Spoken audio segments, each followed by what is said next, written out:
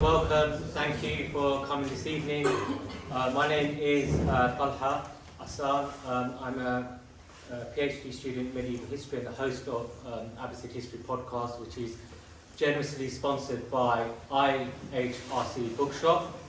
And viewers can get a discount of 15% at IHRC Bookshop with the discount code AHP15. It's my great pleasure to have Professor Brown with us. I don't think he requires any introduction. Just to make clear, anything we're discussing today is just going to be our personal views. It doesn't necessarily reflect the views of IHRC or P21. Before we begin, welcome. Thank you. If we start with a reading. Oh my God! Remember we said we was going to Yes, start with a reading. I do remember that. It's a good thing that you have a copy of the book here, as I knew you would. So we get a flavour of what we're doing. Yeah, let's see.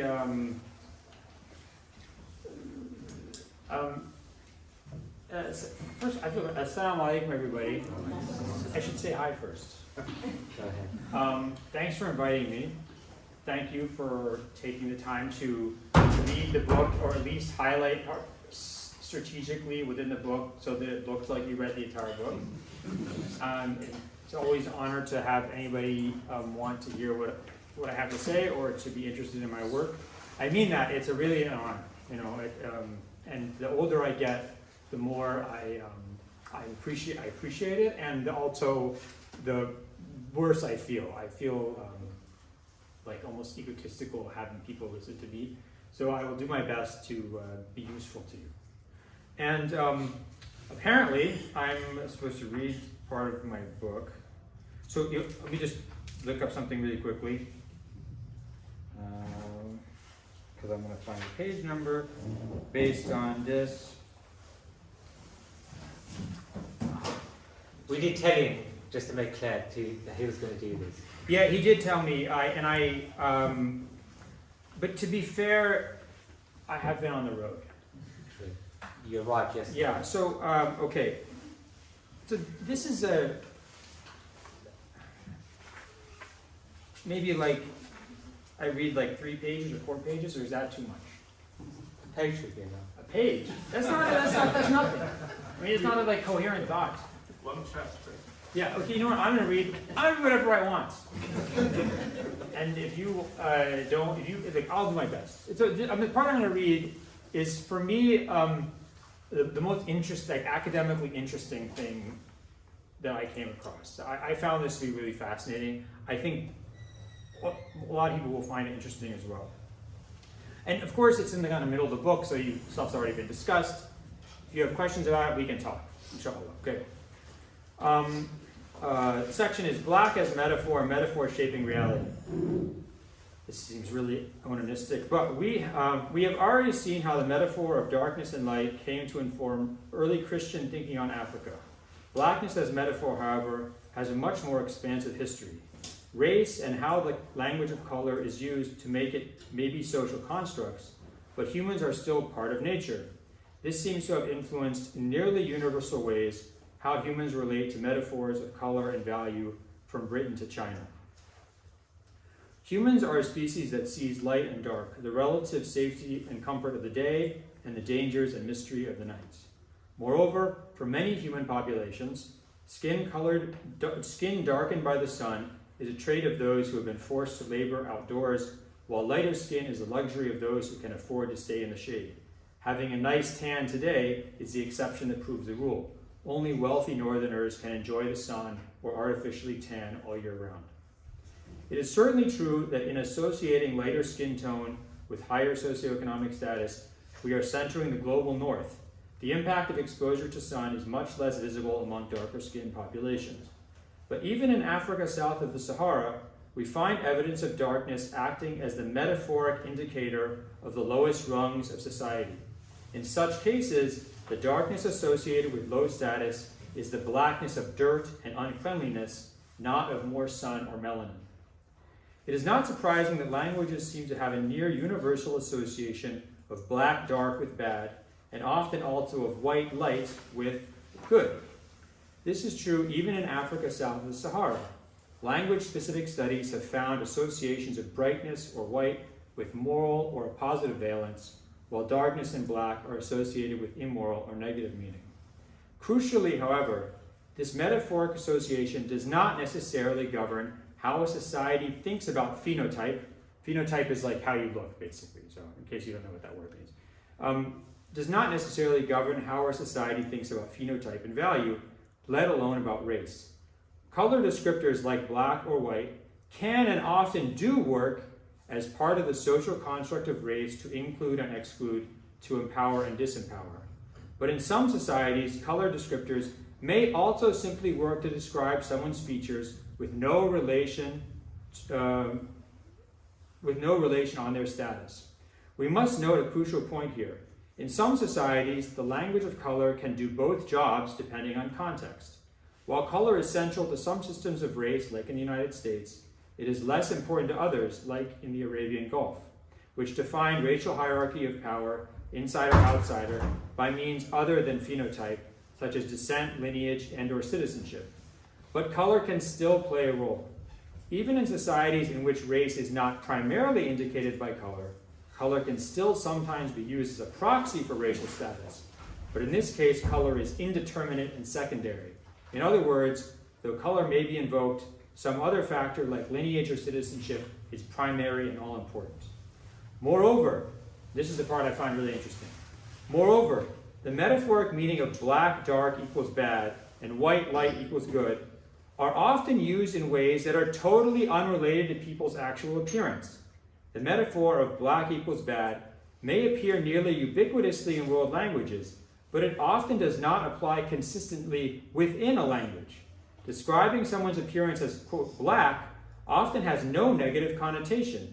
In many languages from Africa south of the Sahara, spoken by populations in which the black African phenotype predominates, the word black, the same used to describe the color of a piano, for example, is often used to describe the skin tone of the vast majority of the population.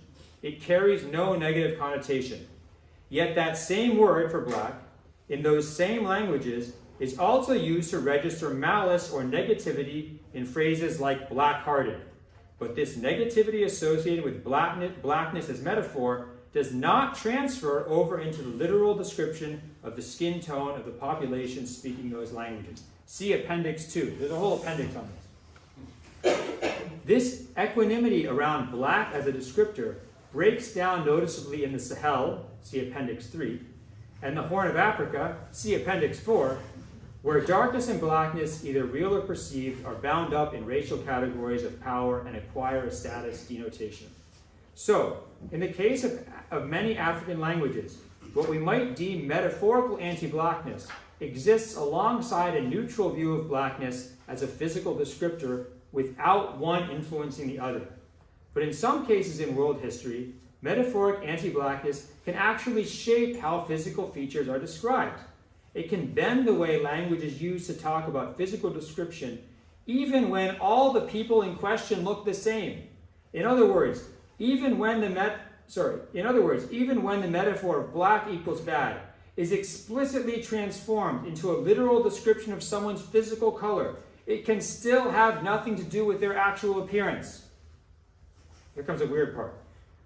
Literary evidence from medieval Scandinavia often depicts slaves, thrall in Scandinavian, as black or dark in complexion.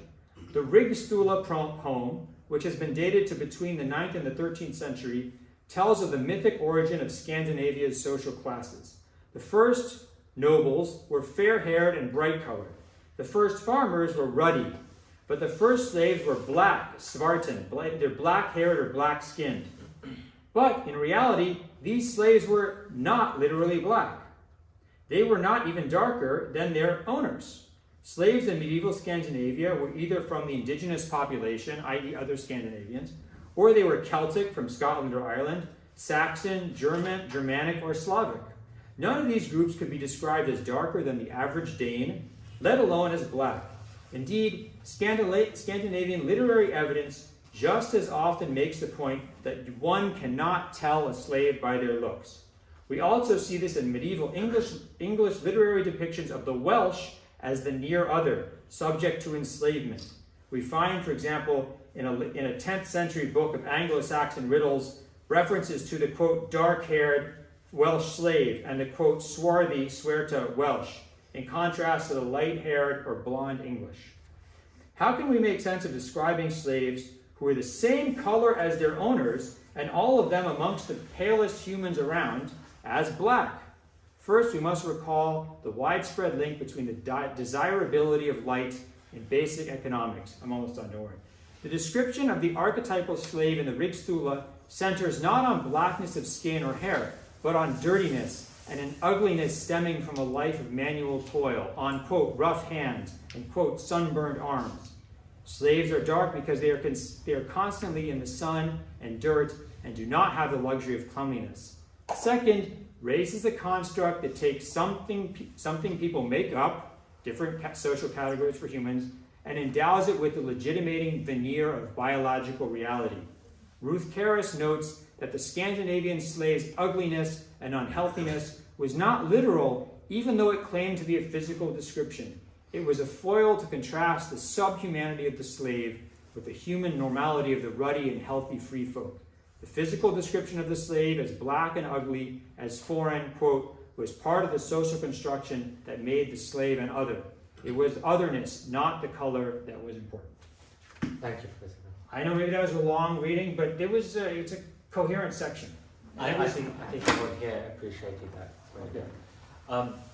Your book has lots of anecdotes, great anecdotes, historic, as well as personal. One that stood out was when the Saudi student wanted to join the Black Students Association. But I can't believe you're bringing this up. Yeah, it's okay, keep going. Yeah. And how everyone sort of cringed in that room together, and then you discovered his mother was actually Black African. Yeah.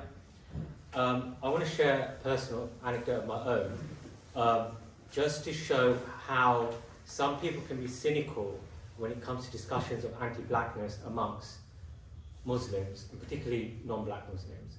So 4 or 5 years ago, and I'll try to keep this quick, I was invited to participate in a decolonial book club, right? And this is before COVID, and it was organised by this South Asian girl from a rather unpleasant part of this country called Euston. And why? And so she was going through Frantz Fanon's Wretched of the Earth, and she was inviting an external speaker for each chapter. And on this occasion, it was badly organised, right? And it was just a waste of time. Yeah. But so on this occasion, she invited external non-Muslim guy, somewhere from West Africa. And at that time, I'd read Amos Cezaire's book, and so when it came to questions and answers, I said, when it comes to black bodies and resources in Africa, just like Cesaire saying that the Allies and the Nazis are two sides of one coin, can we not also say the European and the Islamic hate are also two sides of the same coin when it comes to African bodies and resources, right? And then the ostensibly practicing Muslim girl, okay, she furiously whispers into the speaker's ear, and he was censored from speaking, and I was quite taken aback. And then she had these plants in the audiences, right? It's a Hizb ut-Tahrir strategy, if you know who that is, right? And they'll say, no, slavery is not like that, and ontologically in Islam, black bodies are not like that, and we had libraries in Timbuktu. So then there was another girl there, sister, black sister, and she was like, hang on, why didn't you answer the brother's question referring to me? And then at that moment, the speaker, he just felt, why should I be censored? And he spoke about, he gave his perspectives about, how Arab Muslims are also involved in the slave trade and all that kind of stuff, right? And then the organizer, over the weekend, she sent all these furious messages saying, I have to speak to you, you can't come back, you're banned from the reading group, you're disruptive, blah, blah, blah, blah, right? And that for me was very eye-opening, okay? And so I just wanted to share that with the audience. And in terms of offering, sort of get segue into like, what did you feel was a context for you to write this? Because Hamid Ali's written a book, there's been a few other books on this topic, right? And some of these, Dawood Walid did a book as well. Rudolph Webb, IHRC Bookshop have interviewed them. So I just want to get a sense of, I just want to set that context and get a sense of your motivation, or what gaps you felt you were filling in writing this. Okay, so first of all, about that incident, I totally disagree with your points. I mean, no offense, but like, you know, you're an intellectual. I think you were incorrect in your equation of Islamic hate and European as two sides of the same coin. I think her mistake was not allowing a discussion that could have dealt with that. And I mean, not that there's any, you know, people can be wrong. Maybe I'm wrong, but I think that this idea that Muslims or Arabs or whatever are like a colonial rapacious slaving force in Africa, just like Europeans. I think this is completely inaccurate. I don't think it's historically accurate. I think it's a political talking point used especially in the United States and various like anti-Muslim groups in countries like Nigeria and stuff like that, in like Nigerian politics. But I have a whole chapter on this in the book, and we can set that aside as a point of discussion because I think it's very important. Because I think a lot of times Muslims feel like they sort of have to like flagellate themselves and talk about how horrible Muslims are. Well, first of all, look, racism is a huge problem in most of the world, right? Anti-black racism is a huge problem in a lot of the Muslim world. That's a fact that needs to be dealt with. Okay, this has been acknowledged and needs to be dealt with. But we have to put that aside in order to look at these other issues. The second point is, you know, when we talk about this, like, what about the hundreds of millions of Muslims who live in Africa south of Sahara? I mean, these people are like, you know, that's like treating them like they're not part of the Muslim world. And the only Muslims that are worth considering are the Arab Muslims who are allegedly colonizing in slavery. Okay, so I think unfortunately part of this discourse is that it completely denies the existence of hundreds of millions of Black African Muslims, you know, who have strong traditions of scholarship and piety and go to work and go home and kiss their kids and all this stuff that Muslims do, right? Okay, let's put that aside. That's another important issue. Now getting to why I wrote this book. Let's address the elephant in the room. I'm not Black. You may have noticed this, okay? I didn't get up one day and was like, I want to write a book about Islam and Blackness. In fact, somebody, after I wrote my previous book, Slavery and Islam, available where books are sold. After I wrote that book, someone said, "Oh, are you going to write a book about Islam and racism?" I was like, "No, are you crazy? I'm not a lunatic. I'm not like suicidal, you know." And but then what happened was, the summer of 2020, prime COVID time, there I was at home, enjoying my life, sitting in the garden, taking my kids out to, you know, look at squirrels collecting nuts or whatever they do, and I get emails. I start getting all these emails. Because apparently there's an academic listserv called Research Africa. I'm not on the Research Africa listserv. Not that there's anything wrong with it. I'd love to be on it. I just don't happen to be on it, okay? So there was a huge debate blowing up on the Research Africa listserv about, I didn't know this, but apparently, at the time, it's an actual academic position. Like, there's professors in America who teach classes on this idea, that Islam is at its scriptural foundation, in the Quran, in the Sunnah of the Prophet, Islam is anti-Black. So this one professor, I won't mention his name, he's Nigerian, he teaches at Vanderbilt University, Nigerian Christian. he was arguing with these people on this listserv saying Islam is an anti-black religion. So I'm getting, and he's saying, look at this hadith, look at this Quranic verse, look at this Maliki fiqh opinion, look, and so I'm getting these emails, people saying, how do you deal with this hadith? How do you deal with this hadith? What about this hadith? And I was like, what is all this stuff? I mean, I hadn't seen this, maybe tangentially I heard about it, but I was like, I'll respond, and I didn't respond. I was too busy taking my kids out to look at the squirrels collecting nuts. So eventually, December rolls around, and I feel December 2020. I say to myself, you know what? These people email me these questions. I really got to respond. So I started to do research about this hadith, this Quranic verse. So I started looking at one thing, looking at another thing, looking at bigger. In order to answer one question, you have to answer another question. In order to answer this question, you did look at the context. In order to understand this context, you have to look at history. So within a few months, I was like, oh my God, this is a book. So that book came out of answering questions sent to me. I didn't go out and ask for these questions. And I looked at the books that had been written on this general issue of Islam and blackness, right? And anti-blackness. A lot of very good books.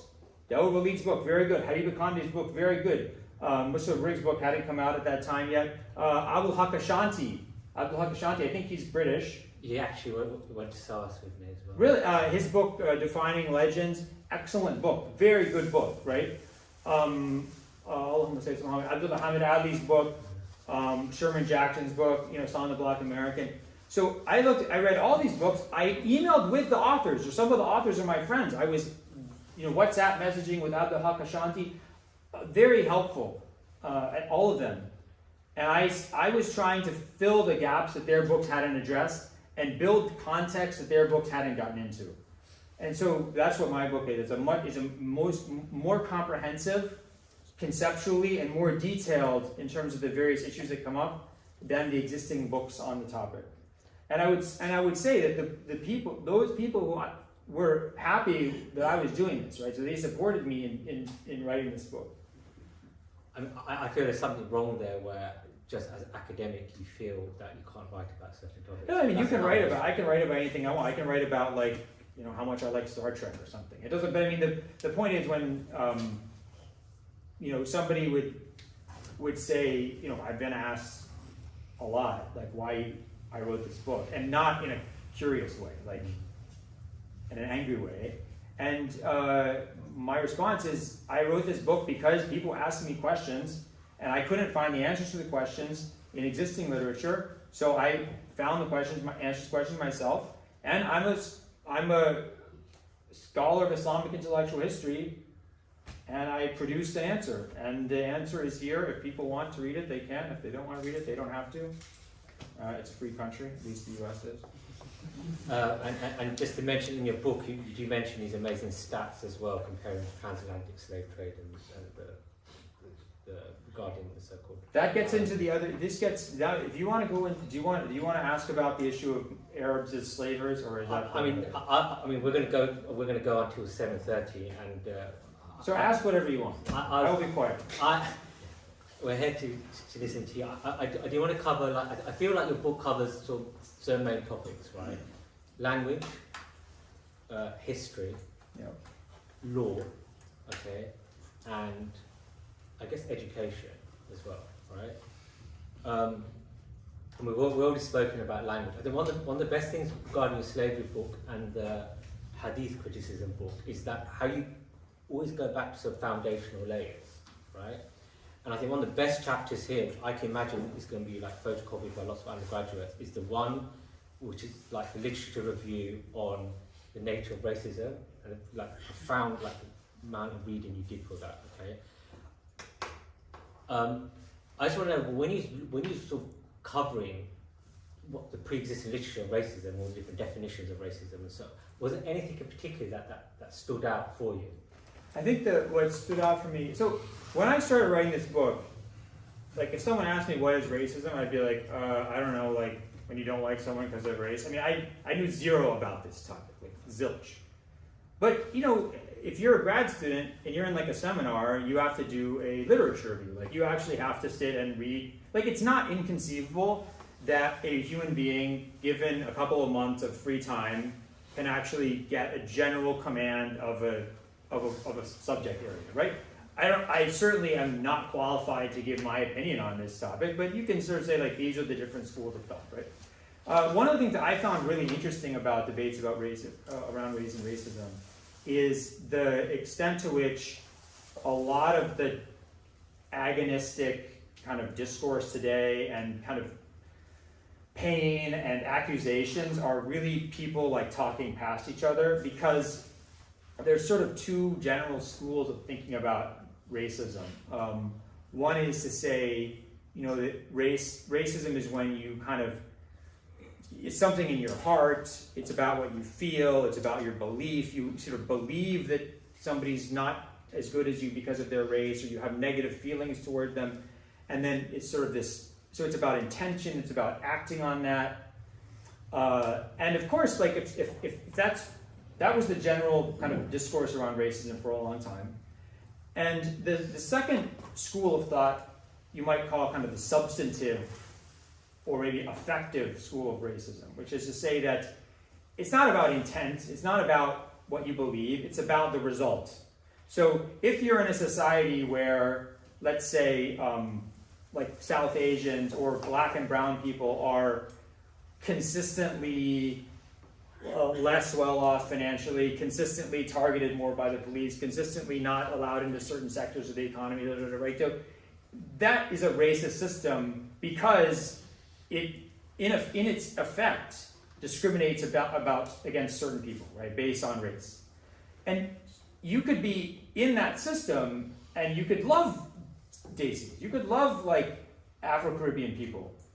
And they could be your best friends, and you could say, why would I ever think this person is bad? But because you're part of that system and you're functioning within it, you're racist. Because anybody in that system is part of this kind of big racist machine. And so racism is the result. And so when these two schools of thought meet each other, you end up with people get really upset because someone will say, for example, America is an extremely racist country. That can't be denied from the substantive school of thought, substantive racism school of thought. Just look at the statistics about crime, housing, health, all this stuff. And it's just, black Americans are going to be treated differently than, let's say, white Americans. Now, someone from the other kind of more traditional school of thought about thinking about racism, that is maybe like the popular way that people think about it, is if you say, we're a racist society, or I'm a racist person, what you're saying is, I think black people are bad, or I think black people are not as good as white people. And that's not true, and I get upset because this is saying I'm a bad person. So these two schools of thought are like, talk past one another, or maybe like people following a more traditional understanding of racism don't really understand that the effective or substantial substantive school of racism isn't interested in your beliefs. It isn't interested in what you think. It's interested in what the result is, and that's what they're trying to fix. So I think that was, for me, like really cleared up a lot of confusion. Yeah. I mean, someone could argue that as Muslims, which most of us here are, it seems, there's a problem with using these like neologisms, right? Like the term racism is less than 100 years old. It was first used in terms of the Nazis were doing to the Jews, right? And so, like, talking in the context of Sharia and that discourse, someone could say, well, using these terms are not very helpful because it ties you up into a system of ethics which are going to be self-defeating. Like, also, like, as some people critique the term Islamophobia, it ties you up in a system of ethics which could end up, you as a practicing Muslim shooting yourself in the foot, okay? And so someone could say, well, look, there are more evergreen perennial terms, right? Ignorance, some lack of wisdom, okay? Those kind of things. If we stick to those, we're going to do a lot better. Everyone has a right to safety. Everyone has a right to not be in harm. If we stick to that, as Muslims, we will be in safer grounds and employing these, like, some could argue, faddish terms. Yeah. And so some people could say, look, well, some people could say, well, there could almost be an ethical racism in terms of, like, if you see that no two communities are the same, right, given any metric, right, out of choices those communities make, then it might make sense that you actively discriminate for some kind of greater objective. Some people could argue that when it comes to Muslims in this country, South Asian people should not be leading Muslims in this country. They have all these kind of complexes as people, as immigrants, okay? They have all these complexes in terms of regarding sex and gender, okay? And given those metrics, it's better that either an indigenous white person who sees the wider society as friends and family become leaders, or blacks or British Muslims. I don't know how you respond. No, I mean, I understand your point, right? So, but I think that there's two issues. Like one, obviously we probably all have experience with this. Like a lot, and I'm not saying this is what you're doing, but we have to be aware of this, right? Which is that a lot of times when people talk about how, this term is a neologism, or it's like a colonizing term, and we want to break out of this framework, whatever. A lot of times that's just excuse for not addressing racism. Right? So sometimes people use these bigger arguments as excuses for not addressing the fact that racism is a real problem. And by racism here, I just mean discrimination against people based on how they look or where they're from. Their background or their phenotype. That's called irrational. That's being irrational. Well, that's a conflation of no, I mean, and yeah, but you know what? Humans there's a lot of different types of irrationality, and that's a specific type of irrationality I think needs its own name. The second thing is, like, there's this concept, and again, I'm not an expert in this.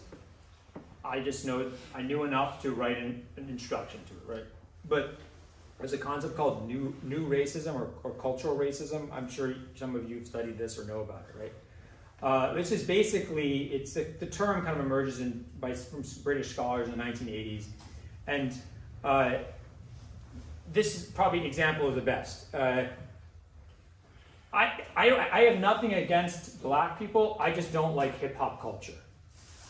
That's new racism, that's cultural racism. But look, if the idea is, if there's a black guy, like, you guys remember Fresh Prince of Bel-Air? And what was the guy who was his friend? Carlton. No, I don't mean Jazzy. Yeah, good for you for knowing Carlton. So the idea is, if like Carlton's walking down the street, I should actually be totally fine with that. I should be like, oh, I'm definitely not crossing the street because that guy isn't wearing hip-hop clothing, right? I'm saying it's not it's not a black person, it's like the culture they're part of. But here's the thing. No one really gets out of that, right? I mean, it's like trying to be a good Muslim in Britain. Like, there's nothing you can do. Like, you can be like, I'm going to join Prevent. I'm going to sell t-shirts for Prevent. I'm going to report on all these other people, et cetera, et cetera. And you know what? I'm still going to get in trouble at the airport, right? Because you'll never actually be allowed out of that label. So we might say that we're not actually racist against this group. It's their culture we don't like or something. But actually, we don't allow people, or we're very selective in who we allow to exit this group that we discriminate against. And the worst part is, we don't treat these people like individuals. When you gave this example about who should lead the Muslim community, how about we assess people as individuals, right? That's what the majority does. So if you're a white British person or a white American person, you get judged based on your, like, are you like a good leader or not? Are you a good politician or not? So the new racism part of it is that you don't, and this is how like Muslim can be erased and all these other things can be erased, because these are all groups that are not actually allowed by the majority, by the group in power, to be assessed as individuals, right? So that's, I think, when we start talking about like people as groups and not thinking about them as individuals, that's an indication that these like cultural racist ideas are driving us. That's my amateur opinion. I mean, in this regard, on this issue, I'm not expert. I'm just giving my own thoughts as someone who's read a lot on the subject. There's more that could be said on that. I mean, we've got a few hours tomorrow together. because obviously I sense a lot of people here want to ask questions, and we'll give them a lot of time for that. I want to come to the topic of history. You, here in your on chapter 6, you say something quite interesting.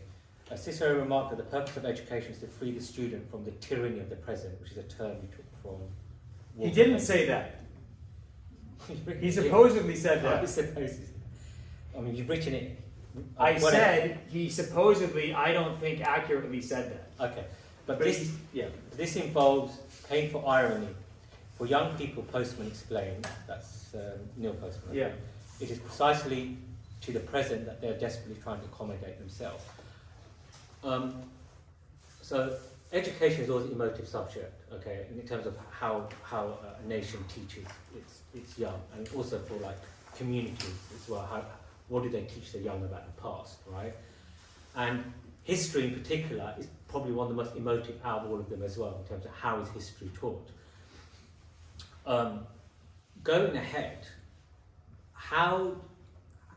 what views do you have in terms of how nations can sort of, the history of syllabus should be, right? And also in terms of Muslim diasporas, the Anglophone Muslim, Britain in particular, and America, how do you think, what do you think they should be teaching their children in terms of like their sort of Sunday schools or their after schools or their supplementary schools? So it's interesting you asked this question. I mean, it's probably like the part of the book that I'm least qualified to answer, in the sense that I'm Muslim, by the way. In case I didn't say that, I don't know. It's not like her, but the point is, I'm like I'm a product of my society. I'm a product of American society, which is a deeply racist society. Deeply racist society. Like, if you do like some kind of operation on my brain, you're gonna find like racism baked into every neuron in my brain cell, in my brain. You know, really, like becoming Muslim was the beginning for me of escaping from this kind of thing. You know, you'll hear this from a lot of Muslims, including black Muslims in America, right? They'll talk about like becoming Muslim begins to cure these sicknesses in you, know. But I mean, I'm like a recovering person, you know. I'm not so. But I would say, so when I was writing this book, I really, you know, kind of was. I'm more like classically liberal. I believe in people's freedom to make choices. I don't believe that they should be told what to do, that the government should have minimal role in shaping our lives, that like religion and family should be doing this, et cetera, et cetera. So I read a fascinating dissertation written by a black British scholar, I think of Caribbean descent. His name is Nathaniel Adams Tobias Coleman, but he has a slash through his last name. So it's really hard to cite him because, and I was corresponding with him about this. I was like, I don't know how to cite you because your last name has that's like the name given to his family by the slave owner. So he has that, but he puts a line through it. So I just refer to him as Nathaniel in the book, right? So he wrote his dissertation in the U.S. It's a fascinating dissertation called The Duty to Miscegenate. Do you guys know what miscegenate means? Okay, miscegenate means to racial mixing. Racial mixing, right? It's a term that's actually coined by supporters of segregation in the time of Abraham Lincoln. People who were like really opposed to Abraham Lincoln and the end of slavery and the potential of black Americans to become citizens and stuff like that. So miscegenation is like racial mixing, basically. So he has his dissertation was called The Duty to Miscegenate. And I picked it up and I started reading it, and I was really like, oh, I can't believe this. This guy, you know, I know what he's going to tell you.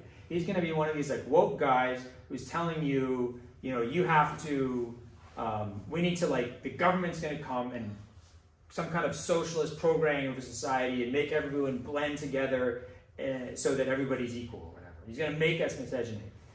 So I read the dissertation, and I was reading, and I started to really agree with his arguments. Like by the end of it, I said this.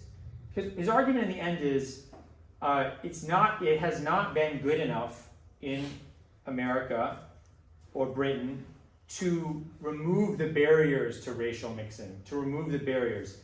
These groups still stay apart, and black women, for example, are still considered to be the least attractive as marriage partners.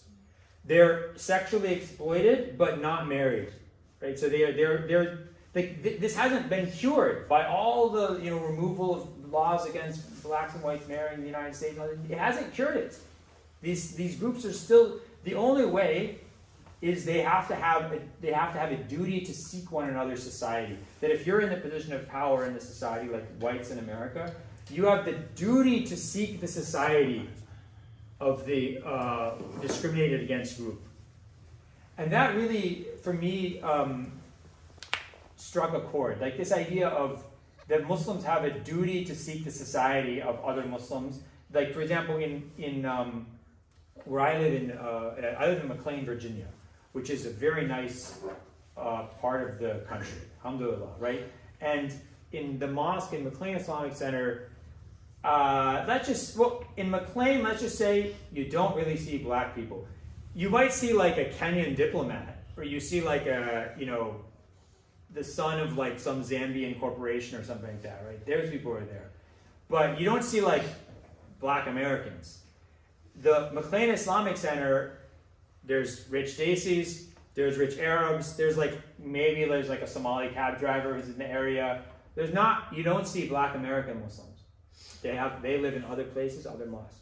But this is just some idea, which is that this like McLean Islamic Center has a duty to go and seek the society of, let's say, Masjid Muhammad in Washington D.C. And like that they should go and partner with this mosque, do events with this mosque, share a budget with this mosque, right? So that these people are forced to mingle, to like miscegenate socially, and then through that you get people knowing one another, eventually like becoming acquainted with each other's cultures, and then eventually even things like marriage become possible, and not controversial or not like socially taboo. But in terms of like education, let's say education isn't good enough. That's the thing, right? So we can look. We all know the stories of like Bilal, and we all saw the message, and we all know that like the Prophet's not racist and Islam's against racism. We all know this stuff. Like that's not good enough, because if you're just like a typical, let's say just typical Arab family, typical Desi family, and your daughter comes and says like, I want to marry this Senegalese guy or this Caribbean guy, what are your parents going to say? What are the parents going to say? They're going to be like, some of them might be okay with it, that's fine, but a lot of them are going to be like, no. And they're like, but he's an amazing guy, he's a great Muslim, he speaks Urdu. You go to South Africa and you go like to the Soweto Mosque, and the Imam is a Zulu guy who speaks Urdu. So he goes to Darul Uloom. So my point is, like, you can have a guy who's like Hafiz, everything, and he speaks Urdu, etc., but I don't think the parents are going to accept it. So this education is not good enough. People need to be socialized into mixing with one another until they're not foreign to one another. What I meant by education was in terms of a history syllabus with Muslim children. Like how do you envisage that being done? Because like Sharia, even Sharia graduates are like, most Muslims are woefully ignorant of the basic contours of Islamic history, right? They'll learn about the Prophet, they'll learn about maybe the caliphs, then it goes all dark. But the problem, I feel like I'm being mean to you. Go ahead. I don't think that's going to help, in my personal opinion, because we all know people who are really educated in Islamic history, and they still have racial prejudices. So it's less. So what I mean by it's less about combating the racial prejudice, but in terms of like neglect of how do you combine like West African history into the bigger Islamic history curriculum? Yeah. So I think that's an interesting question.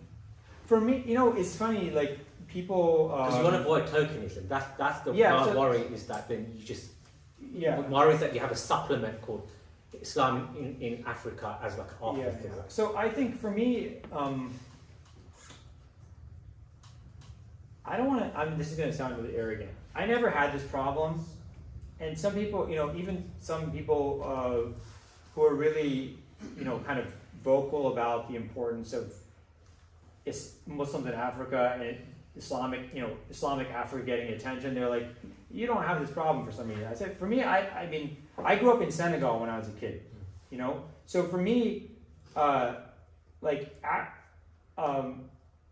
the first place I went as a Muslim, like when I became Muslim, the first place I actually went and I was around Muslims, not like going to the Jummah at Georgetown University and like the Eid dinner and eating like salad with no dressing or whatever people have. So the first place I went where I was in a mosque praying was Dakar, Senegal, and Kaolack and other places like that. So for me, like the home of as me as a Muslim is Senegal. That's just because of an accident of my life. For me, like when I wrote the Misquoting Muhammad, the whole book is organized around Shah Wali Allah, the person of Shah Wali Allah, this Delhi scholar, right? So I've always thought that what's so fascinating about Islamic history is how these, like India, Southeast Asia, Africa, like Africa south of Sahara, these are Muslim places with great Muslim scholars whose stories are amazing. Like that's always been more interesting for me than the kind of Arab-centric or Mideast-centric or whatever standard narrative about Islam. So I think that for me it doesn't make sense that somebody would not want to starting to think about Islamic history from the perspective of someone from West Africa or someone from South Asia or someone from Southeast Asia. That's like to me the most interesting way to begin the voyage of learning about Islam and Islamic history. So I guess that would be, you can read my book Misquoting Muhammad if you want to learn about this. Available where books are sold, yes. I mean, so like, I don't want to belabor this point, so I want to get to some other issues, but like, when you talk about there's multiple perspectives of how to teach sort of Islamic history, if like, for example, in a sort of typical Anglophone setting in America and Britain, there's almost one country that only speaks English, right? How would you sort of see a curriculum, like obviously you start with the Sirah and you start with the Caliphs, and like how would you integrate, for example, when we talk about like, let's say the 12th, 13th century of Common Era, when Islam's gone from existing in West Africa to modern day Indonesia. Yeah, I mean, you could, for example, you could start by, with like one of the, Masalik al-Jinan of Sheikh Ahmadu Bamba, died in 1927, the great scholar from Jurbel and Dakar. So like you could start, instead of reading, you could read the Burda is great, you could read Dalal al-Khairat is great, right? But you could also start with like the praise poetry about the Prophet written by Sheikh Ahmadu Bamba. That could be like the beginning. And then you could read, starting, Allahumma salli ala Muhammad, Mishkat al-Masabih of Tabrizi, these, or Butake Hindi's,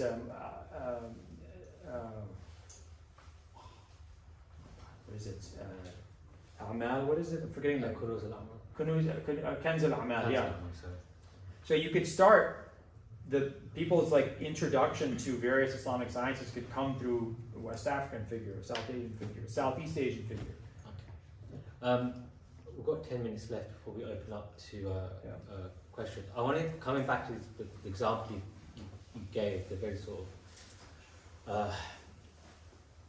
of very vivid example of when the South Asian girl brings her potential fiance from Senegal, and the parents' reaction.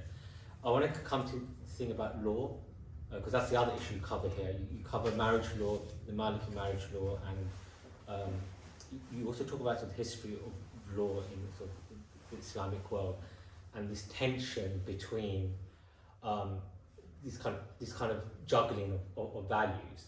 I wanted to sort of talk about our situation now in the UK or in the US in terms of this tension between how things ought to be and how things actually are. And so we ought to be equal, but we know there are hierarchies, and we have this difficult balancing act of respecting hierarchies, okay, the urf of hierarchies, which is medieval scholars had to sort of deal with, and it's obviously this impulse, this kind of more impulse that exists in scripture of that we're all equal. And so how do you see that balancing game taking place in the UK and US? Yeah, so it could be race, but it could be lots of other things. how long do we have? I'll tell you when we look. Okay, I'm going to say 10 minutes. I'm going to try and cover this all in 10 minutes. Right, yeah. So one of the things that was brought up, it gets brought up a lot when people talk about Islam being anti-black, is they'll bring specific Maliki fiqh opinions from the Mukhtasar al-Akhdari and from, I think, Jami al-Saghir, and they'll say that what you'll see, there's specifically scholars tend to be from what's today Algeria, maybe Fez, where they'll say things like one of the valid reasons to annul a marriage is if let's say the bride or the groom turns out to be black. Right? We forget about what black means, and it just says it turns out to be black, right? Or you'll see something like Muslim men shouldn't look at Muslim women they're not related to unless they're old or black because they're not attractive, right? So you'll like, you see that and you're like, uh-oh, like that's pretty bad. Like this is, no, that's pretty bad. You can't really. So those are some of the issues that I want to deal with. I deal with them in the book. Let me talk about the how Muslim scholars have addressed this. The first thing is, and I'll talk about the second instance where someone says, like, don't look at, basically saying that black women are not attractive. Yes, some Muslim scholars say that, some Maliki scholars, but much more senior Maliki scholars, right, like Allahumma salli ala Muhammad, Sheikh Ahmed Zarruq, like Sheikh Dardir in Egypt, right, they will say, okay, that's your opinion writing in Algiers, but that's not how other people feel, right? So other people have different aesthetic views than you, and you shouldn't be putting this in a metin of a fiqh book. You want to say this to your students in your society, okay. But this is not how other people in the world view things. Or they'll say, like Sheikh Ahmed Zarruq does, these kind of general statements are per se inaccurate. There are older women who are really attractive. There are black women who are really attractive, right? Who are more attractive than a young woman or a non-black woman. So these kind of statements are not accurate in and of themselves. And I want to make this point, right? You are going to find Muslim scholars in all parts of the Muslim world who say stuff that is really offensive and wrong. Like, it's factually wrong, it's offensive to your moral sensibilities. And by the way, you might be totally correct to be offended. Like, what they say might be really awful.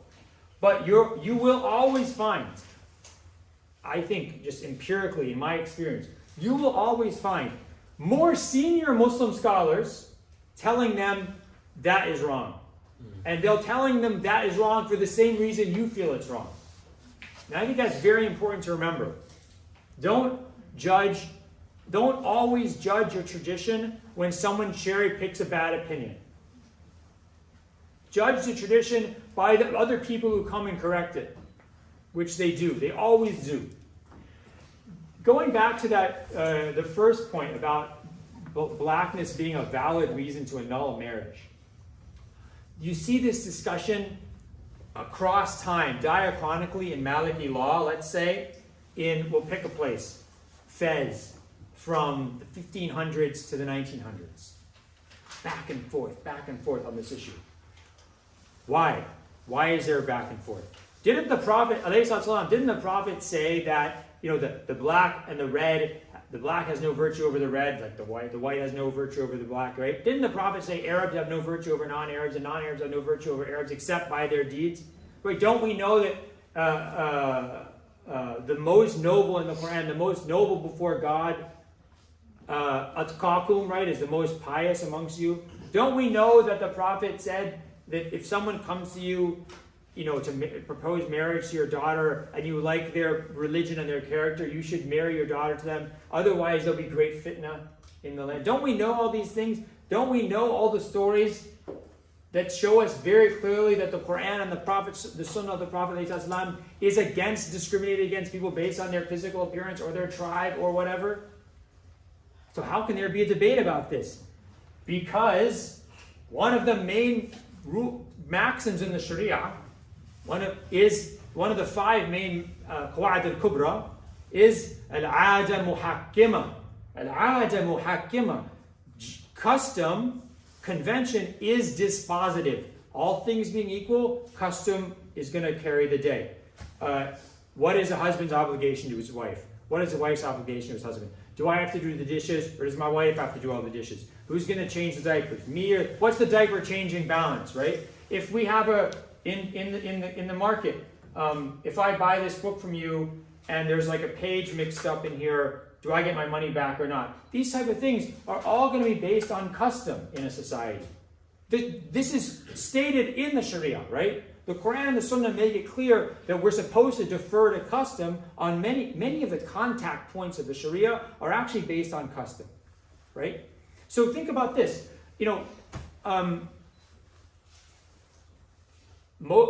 I got married to someone who went to the same university as me, who has a postgraduate degree, who is used to the same, she likes the same restaurants I like. She doesn't expect me to take her to St. Bart's every spring break, right?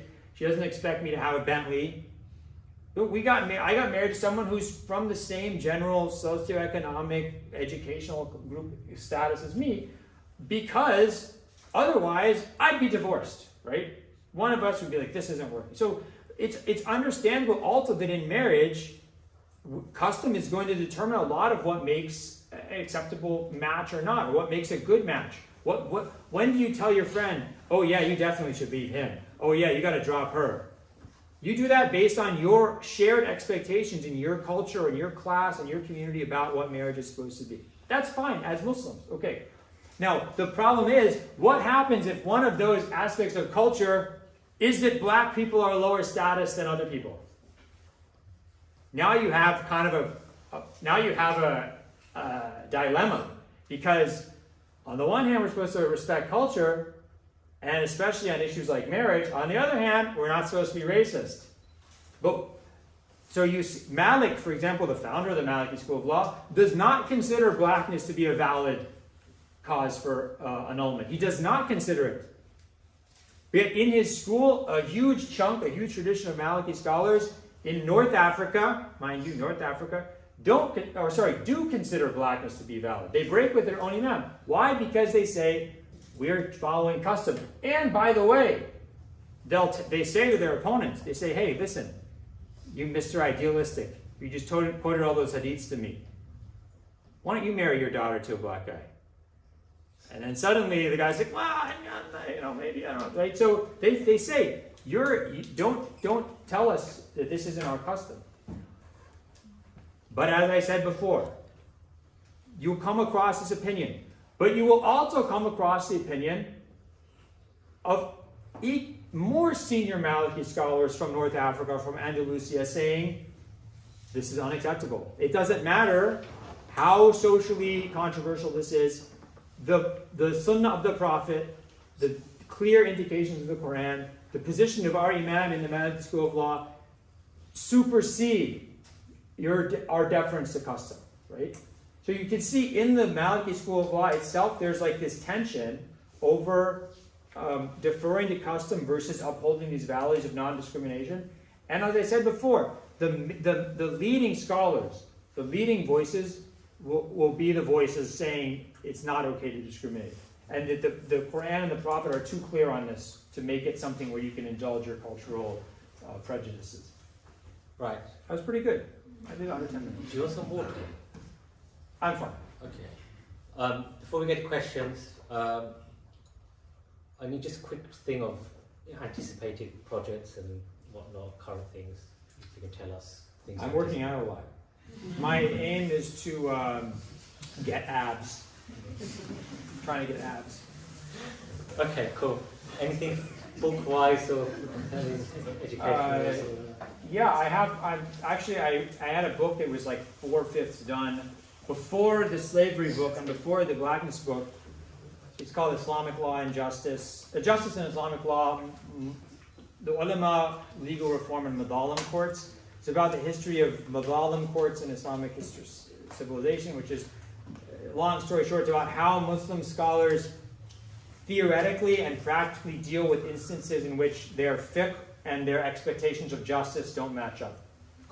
That book, hopefully I'll finish up now and publish maybe in within a year, inshallah. All right, before questions, a few announcements. There's an event on Monday with IHRC, Karima Foundation from High Wycombe and SOAS Islamic Society. And that's, I think, 6:30ish. That's on the IHRC website. So if someone who couldn't come here, they can go to that, and obviously Professor Brown will be there. And Habiba Kande and Mustafa Briggs. And Mustafa Briggs will also be there.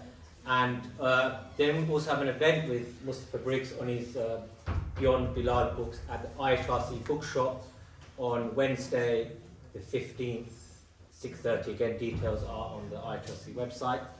Right, this is how we're going to do questions. I haven't been on social media. I've deleted my personal social media account, but I know you have a way of irritating people, right? And I don't know who's paid £10 to come here to berate you because you told me you don't do these things in America. But I have a feeling everyone here is going to be quite civil.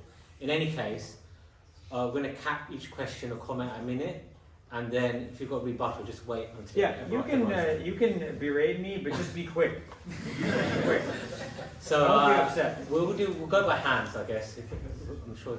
I like to think people have questions. Don't embarrass us because we've got until 8:20. That guy's got a question. 8:20. Yes, go ahead, sir. Yeah, so just about, you was talking about Morocco, maybe North Africa, and recently I heard about a king. He had a slave army of black Africans, over 150,000, but then he did marry a black woman and he had kids, and so that's a little bit relevant. Mawla Ismail died 1727. Yeah. I don't know. The Bukhari. Yeah, Habib al-Bukhari.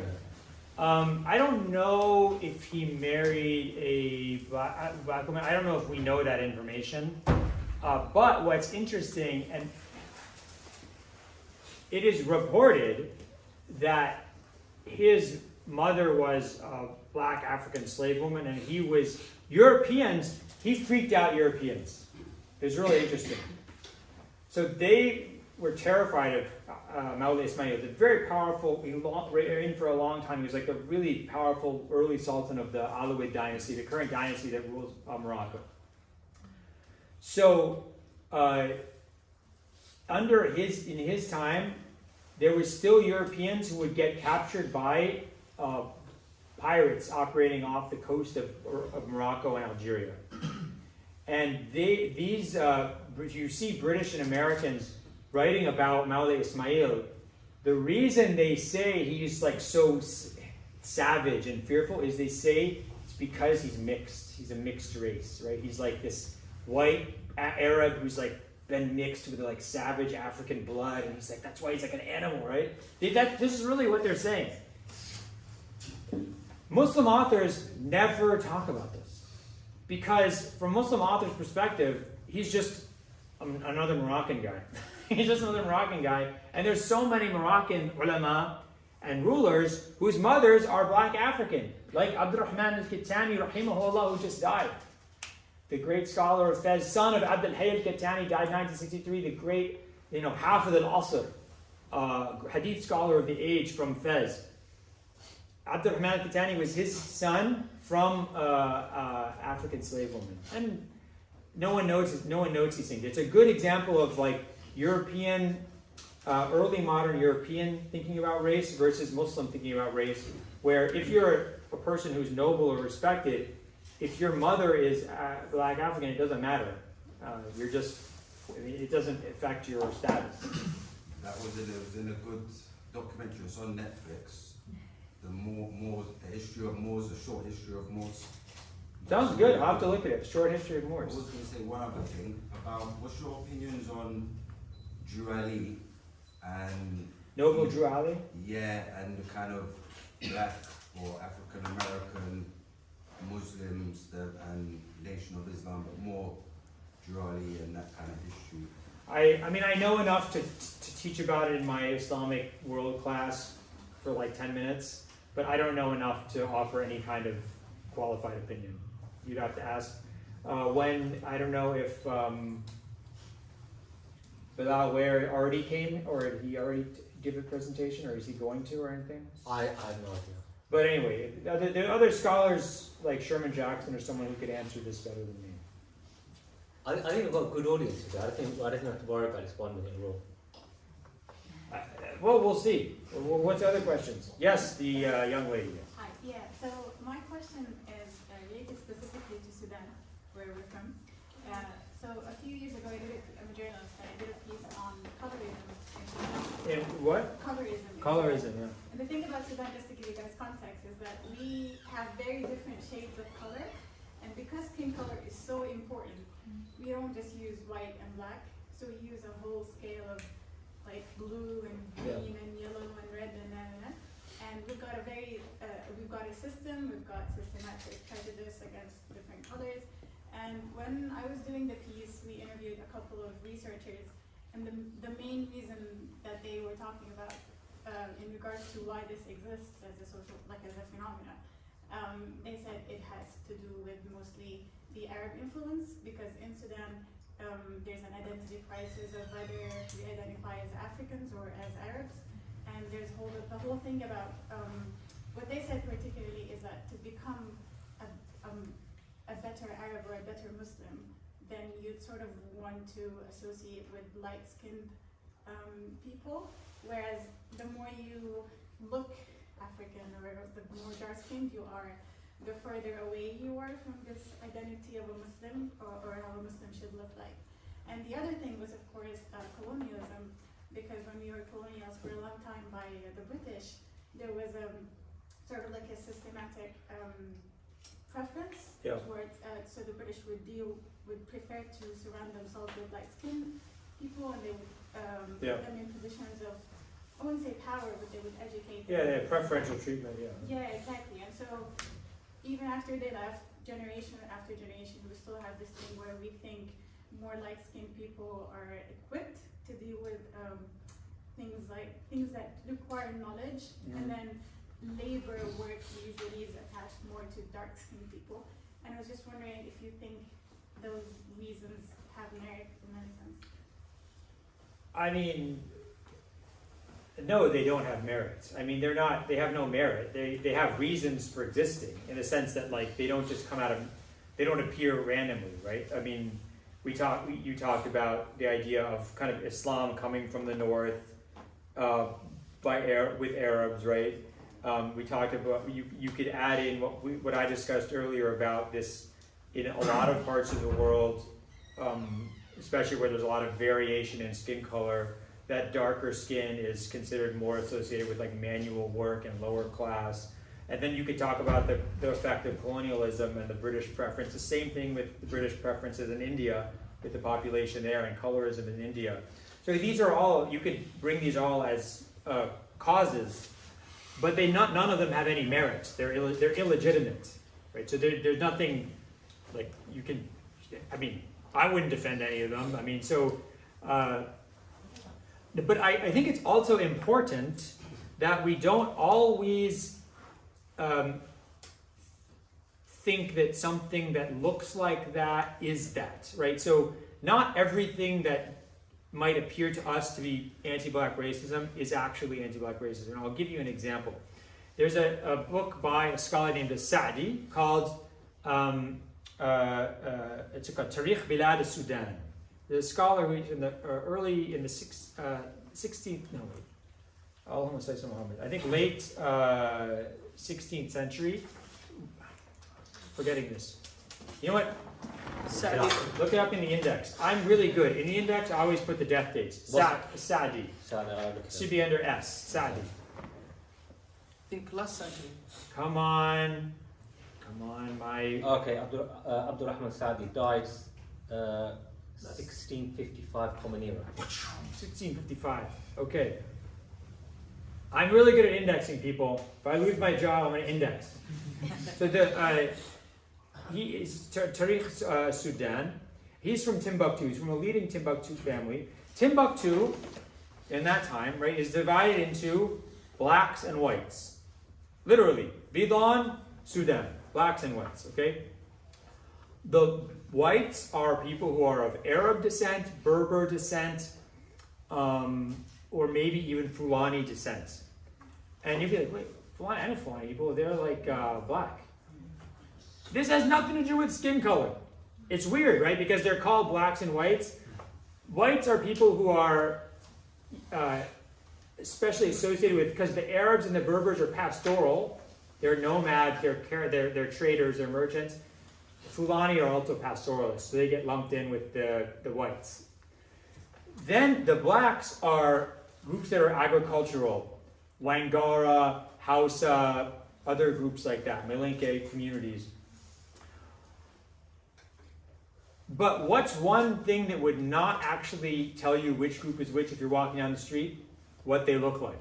Because you could be Berber, but your mother and your mom's mom and your dad's mom and all their moms are black African. So you could look more African than, an African guy on the street, someone from Wangara or another ethnic group. So when we see these these names, we don't always want to assume that they actually mean what race means to us about skin color, even when it's black and white. Second example from Timbuktu, and this is in the history of Sa'di, in the history of Sudan, of the Bilad Sudan, of Timbuktu. Very famous scholar. One of his ancestors, no, actually not one of his ancestors, one of his relatives, Mufti of the city named Ibn Aqit. Ibn Aqit has he moves from the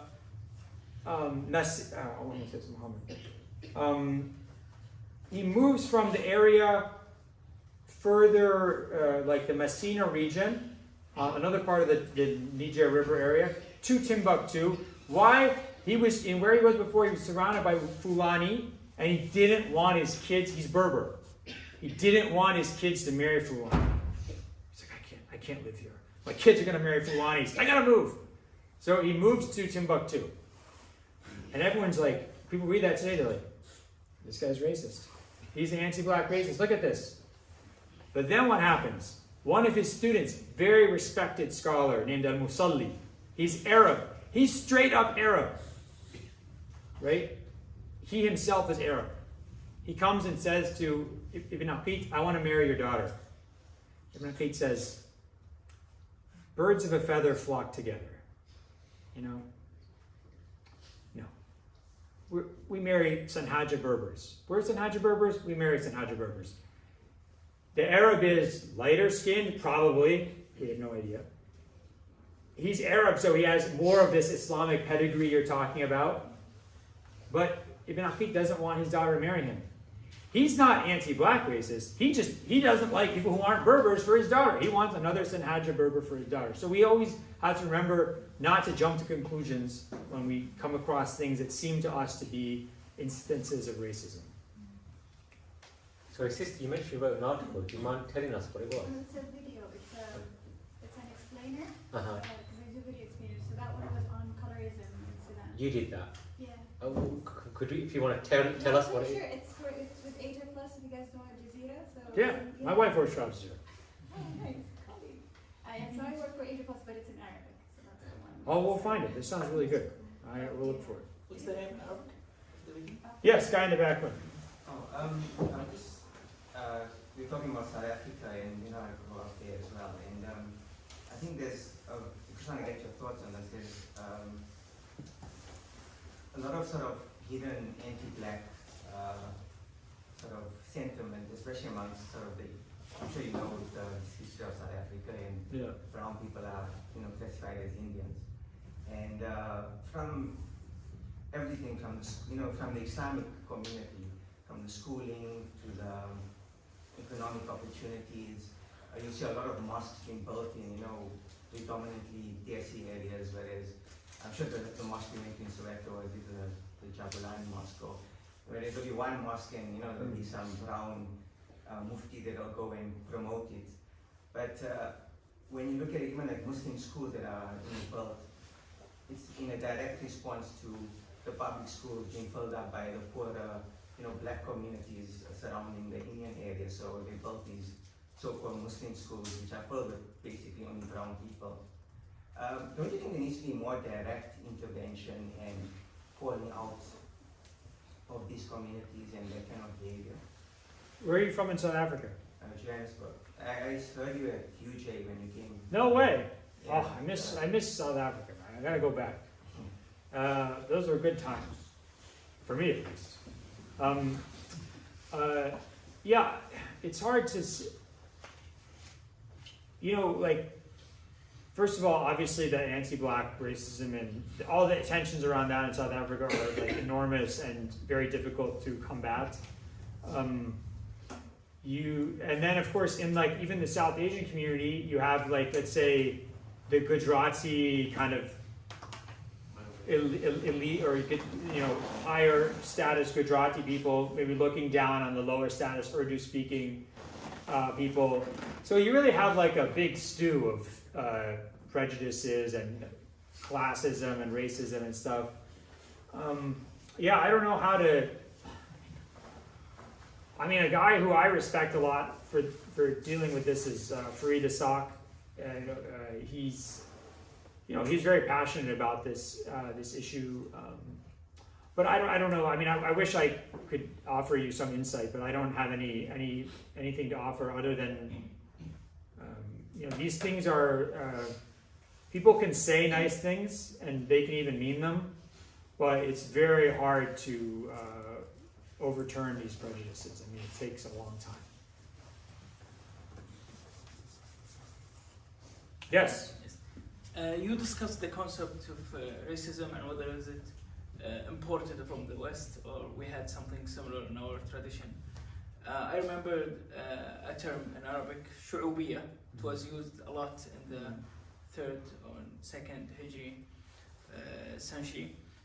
What do you think of that term? Is it similar to racism or different? So there's a big debate, scholarly debate, about whether or not racism or race, even the concept of race, is a modern concept or a pre-modern concept, right?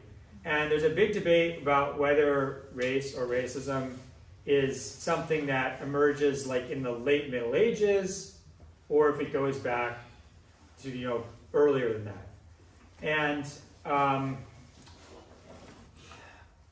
without getting in, to get into the details of this would be tiresome. You can read it in the summary of it in my book if you're interested. But in some ways, it's kind of, I don't want to say it's unproductive, but you can, in some ways, like, you could just put that aside and say, listen, do people judge other people by their descent or where they come from or their body or their origin? Yes, they do. And like they do that way before the first European got on a boat and was like, hey, I bet I can kick some butt. Like that before that ever happened, people were doing this in China and Japan and all those other places. Whether or not we want to call that race, whether or not we want to call it racism, that's something we can debate. But so there are other examples. Like, do you talk about the way that the way that Arabs talk about Persians in the 3rd century or Hijri, or the way Persians talk about Arabs in the 3rd century Hijri, or the way that Basrans talk about Kufans, or the way Kufans talk about Basrans. Like, there's all these different categories that people put one another in that they consider to be unchanging and unalterable. But so that's always in I think present in human societies to some extent or the other. Whether or not we want to call it racism, this is, like I said, like a big academic debate, which is its own beast. You have to. How about the word shu'ubiyya? So shu'ubiyya, this is shab wa shu'ub, right? These are like peoples. Yeah. Shu'ubun wa qaba'ila, right? Nations and tribes. The shu'ubiyya issue is specifically about the Persian Muslims in the, let's say, 800, 900, and 1000s of the Common Era, more like 800s and 900s, saying we have our tradition, our Persian tradition has a lot to offer and is valuable, or we're actually better than Arabs and you guys are a bunch of lizard eaters. So those are the two different, like, and they're, they write poetry and books, and then some Arabs or even other Persians respond and say, actually, the Prophet was an Arab, so you can't say this. But by the time you get to like the 1000s of the Common Era, it doesn't really matter anymore, because by that time the leading political and scholarly groups are all Persian and Turkish anyway, so it doesn't matter like who's Arab and who's not Arab. I mean, think about it today. Like, what does it mean to be Arab? I mean, Syria, Iraq. I mean, what does it mean to be? There may be, who knows where they're from? They're Turkish, they're Persian, they're God knows from where. But their Arab is about speaking Arabic and being a citizen of this country, or whatever. So I mean, this concept of what Arab means changes so radically by the time you get to the 1000s that the issue is moot. It's like a moot point. And I saw someone, yes, you're in. So my interest is in particular from like the 4th to 10th century around the Qiyan and the Sharia Muhammadiyat and sort of singing slave women. So whilst I was doing my research and came across a lot when reading people like Tab al-Bani and other such books where they'll continuously reference to these women as black women. But it's sort of written as something that's particularly emphasized, as if there's something discursive going on around it.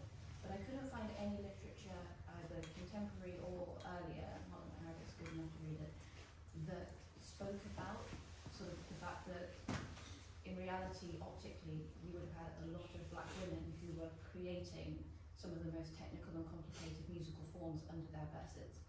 Have you come across anything in your research that refers to that at all? What's your name? Wasila. And where are you studying? I was at Birmingham. Okay. And you're looking at what, the 10th century Common Era, or? Yeah. Okay. So,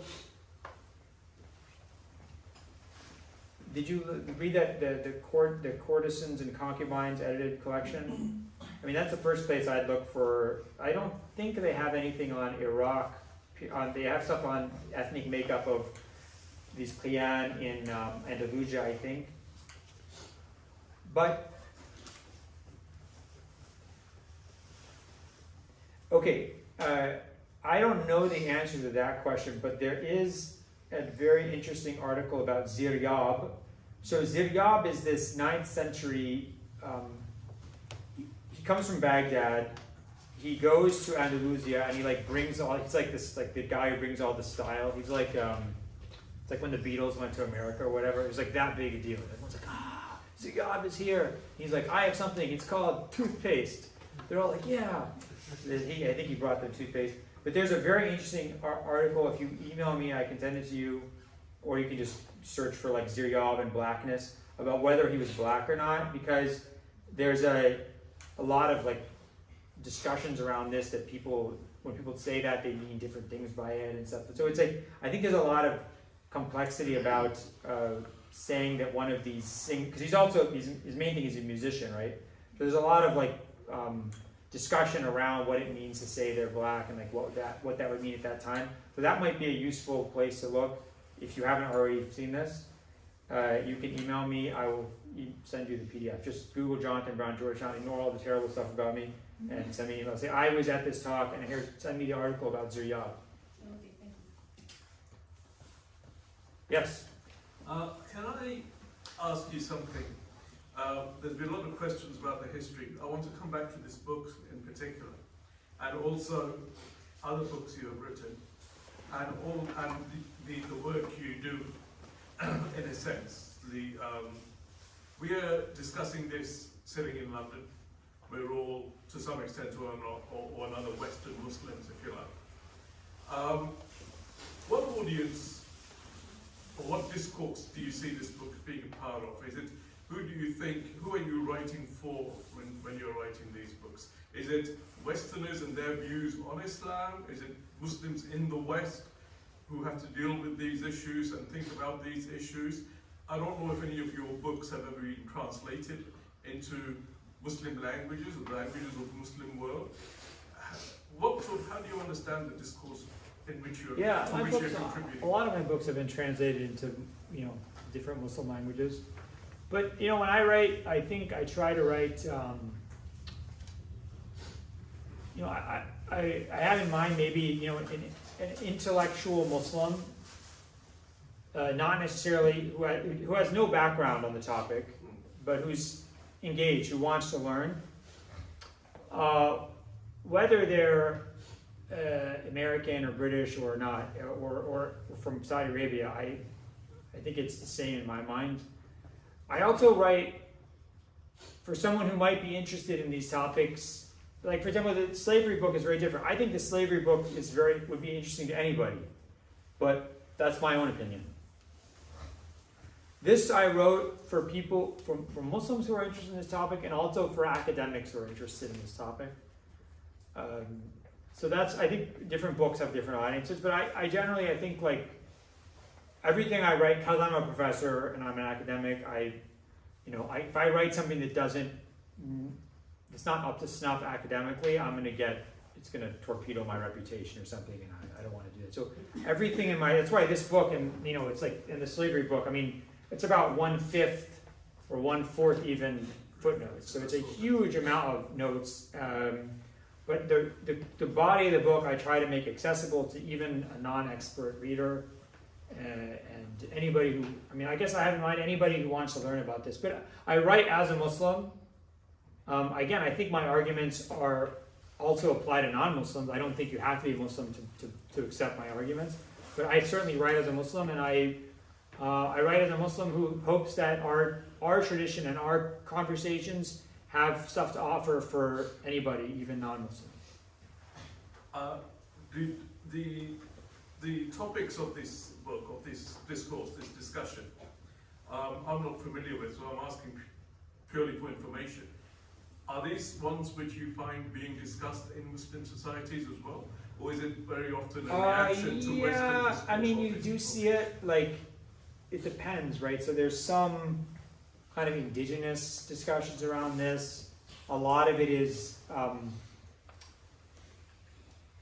like people, I don't want to say imported discussions, but in the sense that somebody might say, look, there's racism in America against black people, and there's racism against black people in Britain and in Egypt, for example. So they're sort of the existence of these discussions in other places is a cause for raising that discussion in Tunisia or Egypt or Turkey or wherever, right?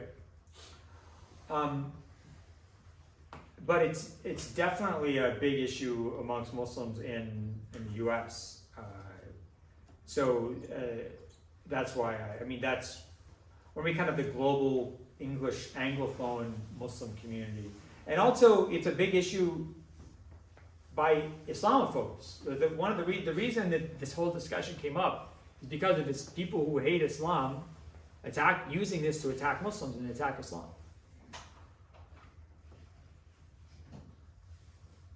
Yes.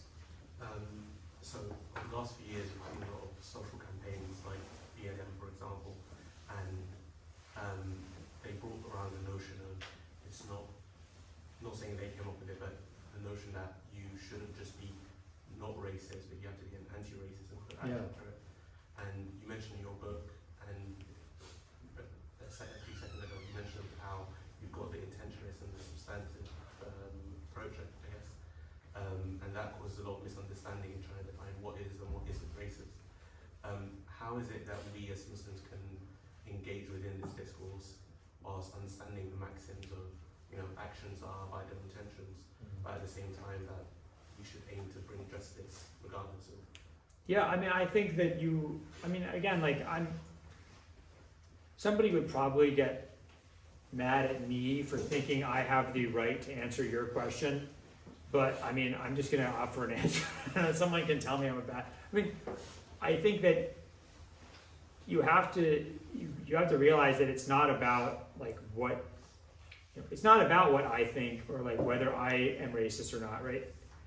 So we have to all of us have to make active efforts to rectify these structural inequities. You know,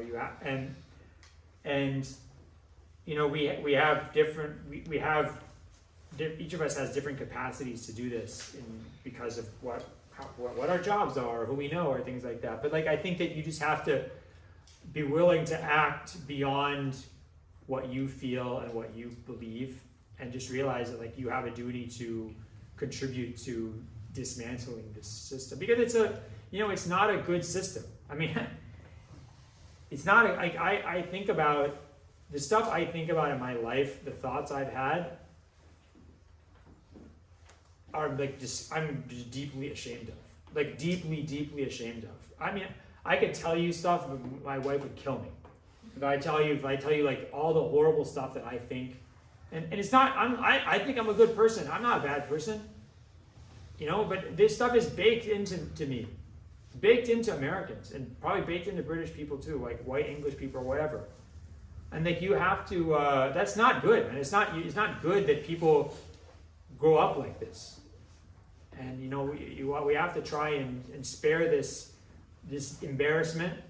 We have to spare our children this embarrassment. We don't want them to think like that. And you have to actively, because if you just are yourself, you're going to recreate someone like you. You have to like actively try and show your children that there's not, you have to show them another vision of the world.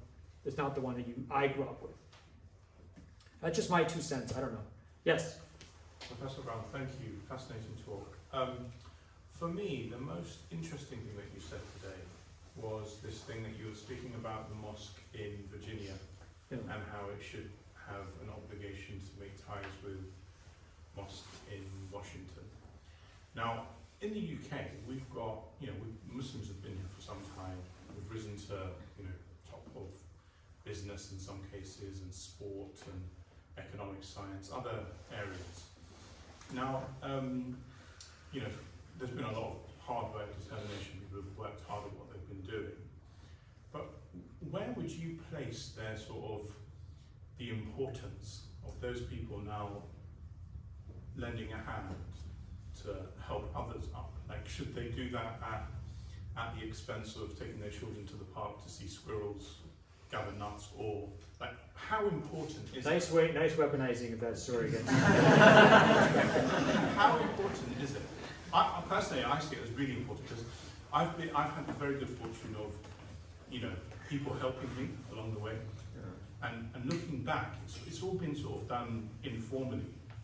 So like, I might have known someone and they might have known my predicament and they've helped me, or sometimes I might have sought out some help from someone and they've been very kind to me. But should we have sort of formal structures, given where we are now? I would love to. I wish I were like a wise person who could offer an answer. I mean, I'm just like another guy.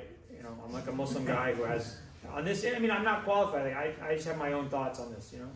But I would say I think it's really important. It's really important. I don't know about the UK so much, but in the US, like stuff is messed up, man. So I grew up like very well educated. My parents, did Peace Corps in Chad, and I grew up in Senegal. And my dad was in like the civil rights movement. He got beaten up and put in the hospital by like Ku Klux Klan people. And I grew up around 0 black people, 0. Like the only American black people I met were like the people you buy food, who like bag your groceries in the supermarket. I had 0. The first time I really interacted with like Black Americans was when I became Muslim.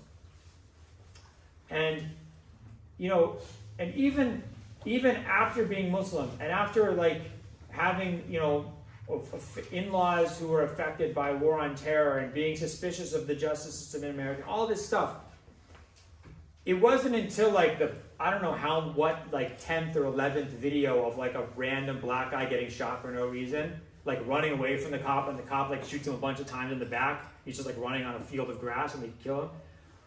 It was only like after I don't know how many videos I was like, whoa, that's messed up. But before that, if you asked me, did the police shoot these people for no reason? I would have been like, no, of course not. The police don't do that kind of stuff.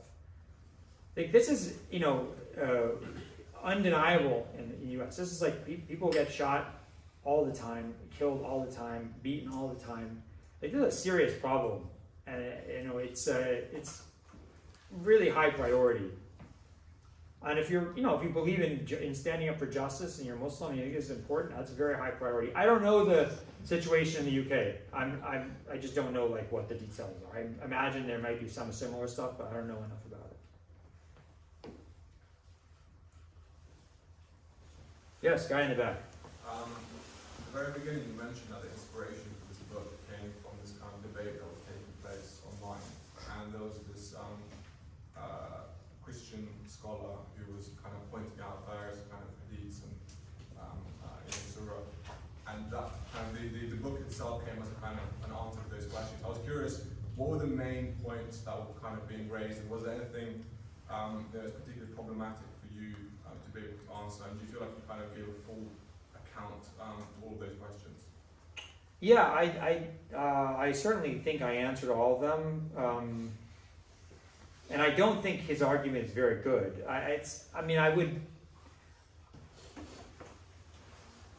I'm hesitant, and I don't want to review his points because then I would have to offer a rebuttal for all his points, and I don't have enough time to do that because that's, so I mean, I'm not trying to get out of answering your question, it's just I don't think it would be, I don't feel like it would be responsible for me to mention his arguments and then not rebut the arguments.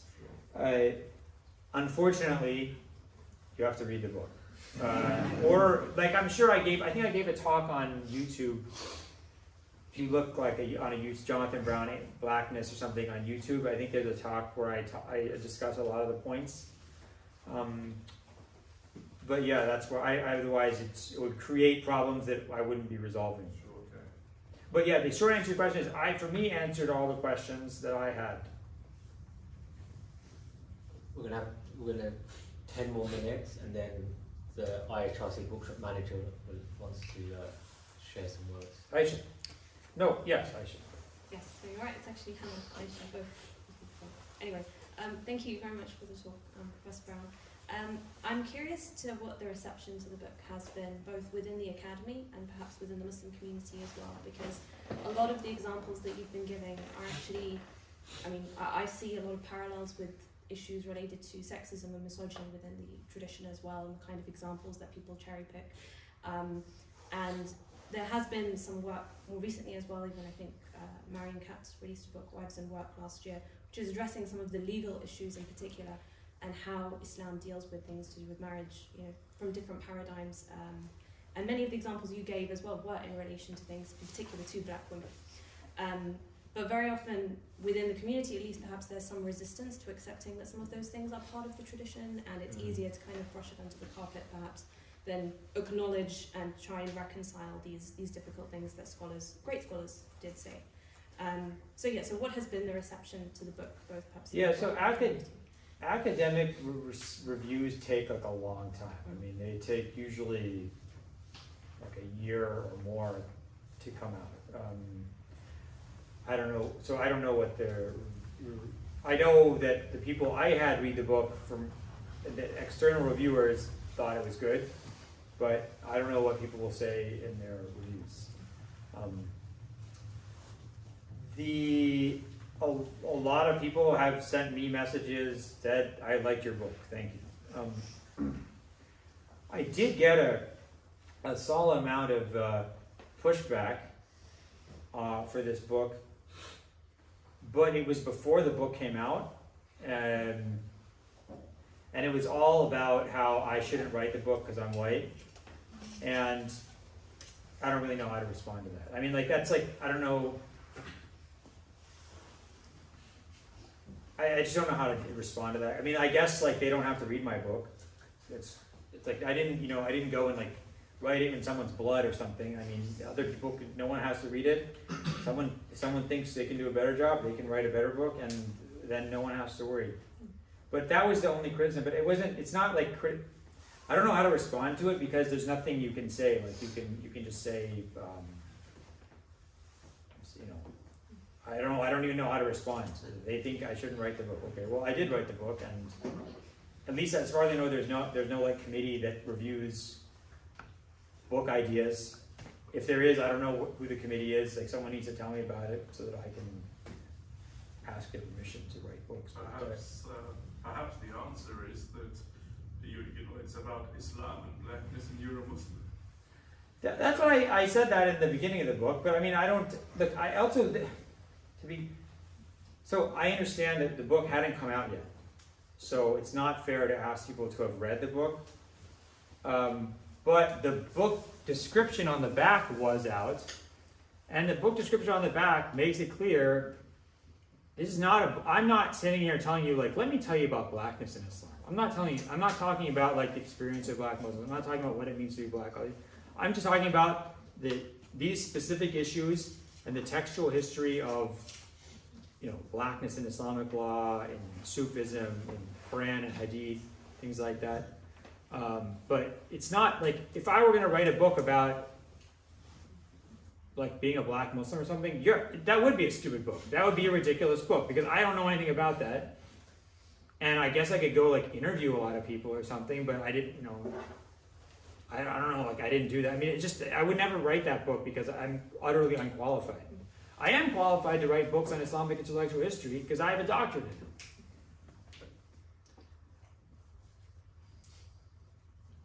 This guy wants to say something, yeah. Related to that, as who is qualified to do what, can I ask about your experience as a Western academic on Islam who's become a Muslim? Yeah. How is that taken among Western academia on Islam? I don't know. You have to ask. I mean, I'd love to give you my answer, but I mean, my answer doesn't matter. I mean, I can say, look, I got tenure. I became a full professor.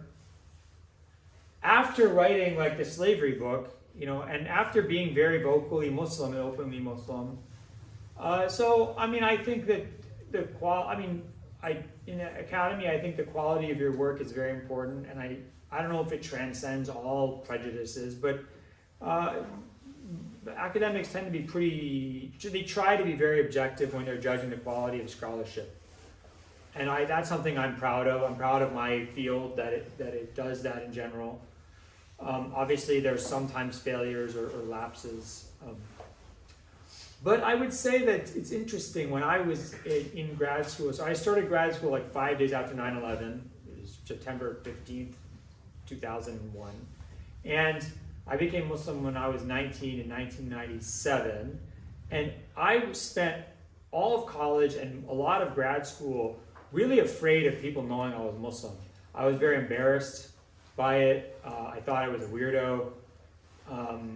I thought people would think that I was biased or weird or stupid. And it wasn't until I went to Egypt and started to study in the Azhar and with scholars there, and I met people. I was like, these people are so much more knowledgeable than all these professors in America teaching Islam. I was like, being Muslim means you're a great scholar. Being Muslim is a tradition of excellence in scholarship. It's a tradition of ihsan.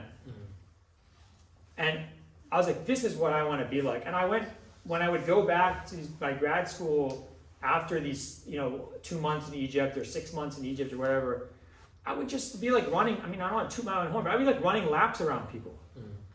I would start memorizing things, memorizing Quran, memorizing all these things, memorizing sections of books and stuff, like the scholars that I wanted to be like.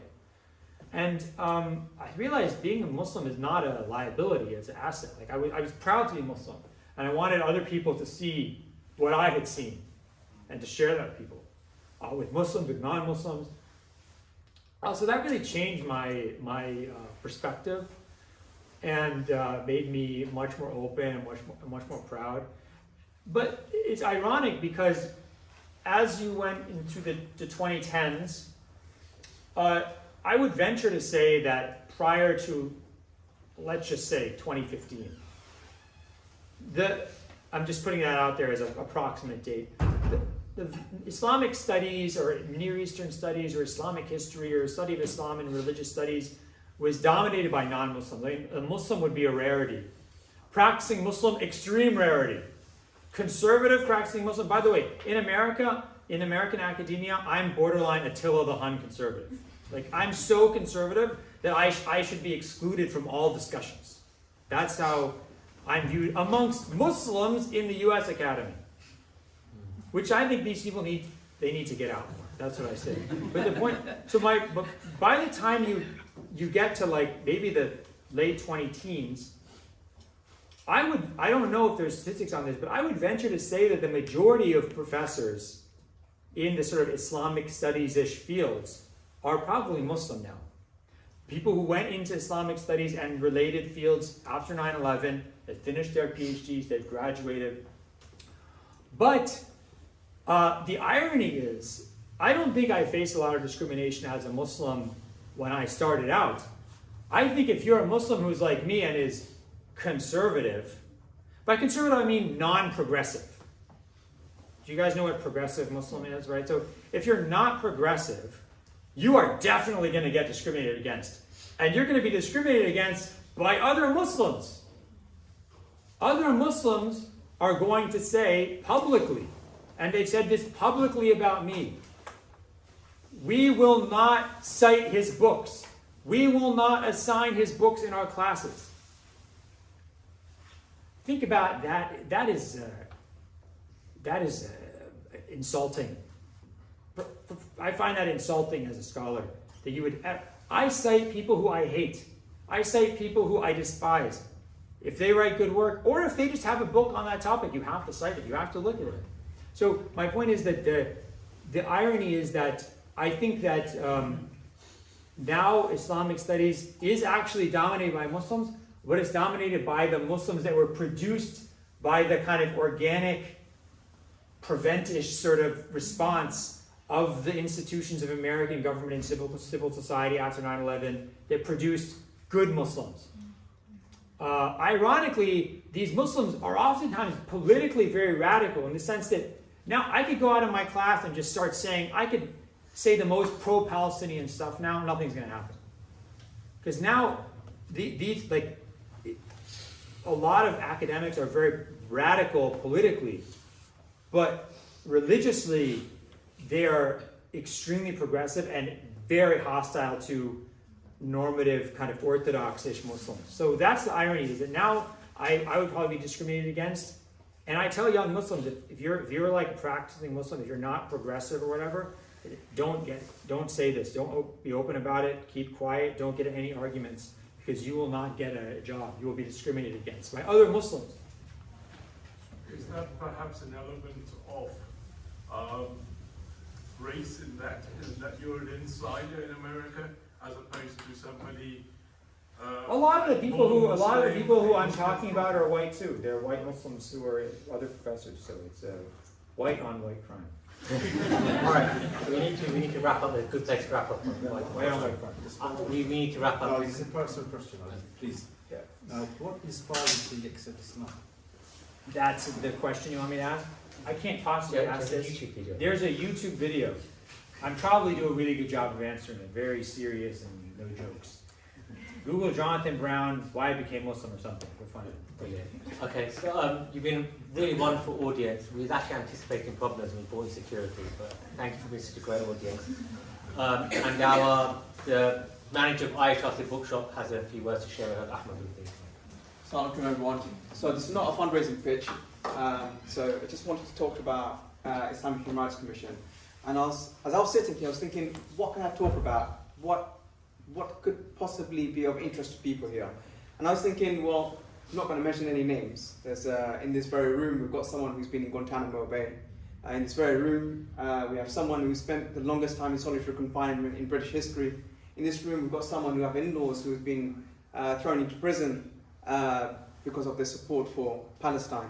And the list goes on. There's so many people that know each other, or have known each other, who have campaigned for people who have been in prison. And the Islamic Human Rights Commission, luckily, was set up in 1997. And whilst it was set up, 9/11 happened and 7/7 happened and everything that happened.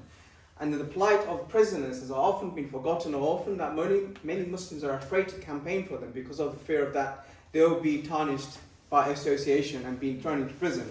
And that's happened many times. I know many brothers and sisters who have campaigned for brothers and sisters ended up in prison because they said something that's been taken out of context. Now, whilst we have done all those work that we have done, every year, throughout every month, without a fail, a Muslim chaplain reaches out to me and says, "Brother, we need X item for Muslim prisoners, this item for Muslim prisoners." There's sisters who are requesting hijab because their families abandoned them and they can't afford to buy a hijab. I've been inside prison cells and I've seen brothers walk around with torn clothes because they've been completely ostracized from their family members. I remember when I was working with an ex-offender who'd come out, and he wanted some support with clothing, housing, getting on the benefit system, food, etc., etc. So we'd supported him, and then a few weeks later, I was walking out to the station, and I bumped into him again with a plastic bag. Usually get a plastic bag to leave with the belongings from a prison. I was like, "Did you just come out of prison?" He goes, "Yeah." I said, "What happened? I just helped you a couple of weeks back. What's happened?" He goes, "In these winter months, I have no family that would take me in because of what I've done. And I was hungry, I was cold, and what I did was, I went up to a police officer and spat on his face so that he can take me back to prison." And he said, "Brother, wallahi," he said, "Wallahi," and this broke my heart. He goes, "Wallahi, if no one takes care of me, I will commit murder so I can go into prison so that I don't have to starve, be out in the cold, and be neglected. Because in prison, I can pray 5 times a day, I get my food on time, and he even said, I can watch EastEnders." The plight of Muslim prisoners in Britain is horrendous. Muslims are thrown into a prison cell with an inmate that has a Nazi swastika tattooed into his head, and the guards would bet who's going to win the fight tonight. Literally, guards would do that. Who will win the fight tonight? And people have died in prison. Muslims have died in prison. The Muslim prison population is around 17% approximately. 5% of the population, but 17% of prisoners is Muslim. Only in December, I went into Felton prison, and I was speaking to a couple of brothers after the Jummah khutbah, and the light in his eyes was gone. He just had given up on his life. I said, "What brings you here?" He goes, "I did fraud." I said, "How long are you serving in prison for?" He goes, I was supposed to get suspended sentence. I ended up getting 12 months.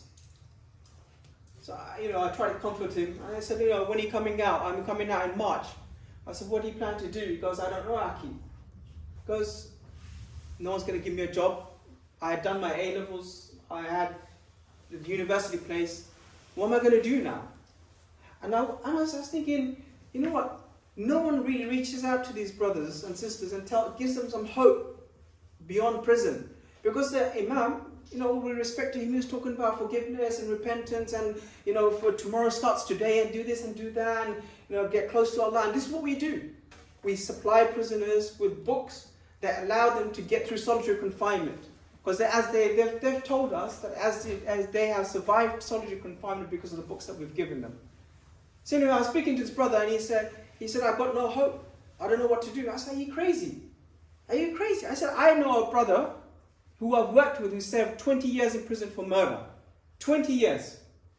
But he came out, sorted his life out, and now he is a manager of a homeless shelter, the largest homeless shelter in the country." And he goes, "Really?"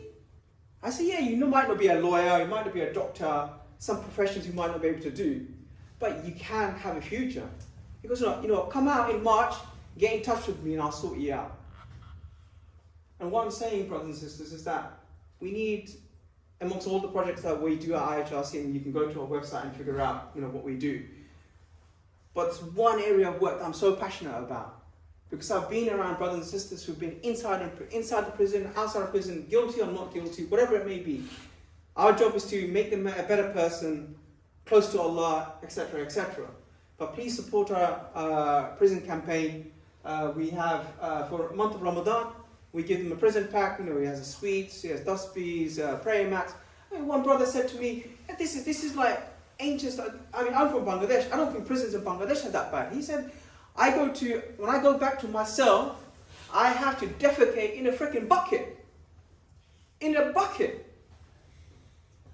When was the last time you've heard of someone defecating in a bucket? He said, brother, can you please give us thick prayer mats, because our concrete floor is so cold. That's the only thing that we can put our feet on when we pray, so that when we pray, it doesn't hurt our head. And I can go on forever, and I don't want to go on for forever, because I want you to spend some time with our professor. Yeah, I would say, by the way, I'm on the board of an organization that does the same thing in the U.S. It's really important that you support prisoners with things like money for Ramadan. And it's not just for them, but it's also because the system works. It makes you, it isolates people who are in prison, who come out of prison, by making other people afraid to deal with them.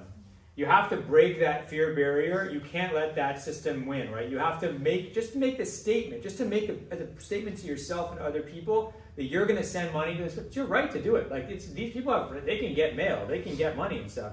You have to do this to make a point. My zakat always goes to prisoner Ramadan funds and things like this. I really urge you to do this. It's a very important thing. You'll feel it'll be a new feeling you never experienced before. Try it. Well, we've got endorsement from Professor Brown. I'm going to ask Fatima to come up to talk about a poetry competition, and I'll leave you at that note, and then you can buy books. I highly recommend that you buy books. We've got it discounted, and of course you can get Professor Brown to sign the books. That's as well. true. Thank you so much for coming, and inshallah, I'll see you on Monday at SOAS. You will have Mustafa Briggs, Habib Wakande, and Professor Brown, and see you there inshallah. Assalamu alaikum.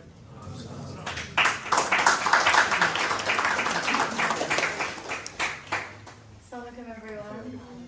I don't know how to follow that. But yeah, we are doing a Genocide Memorial Day poetry competition. I'm sure all of you know about the genocides going on across the world, genocides that have happened, that maybe the media doesn't give enough attention to, or education doesn't give enough attention to, especially in the UK.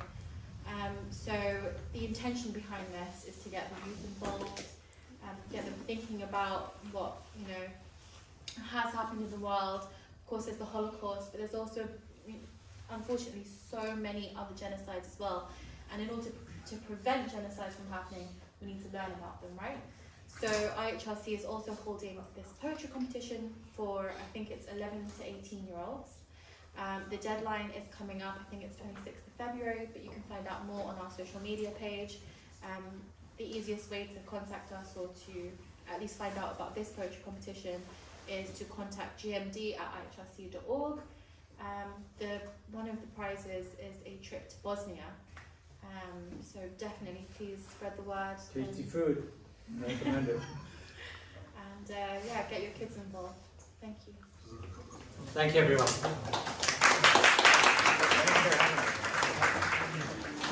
Good question.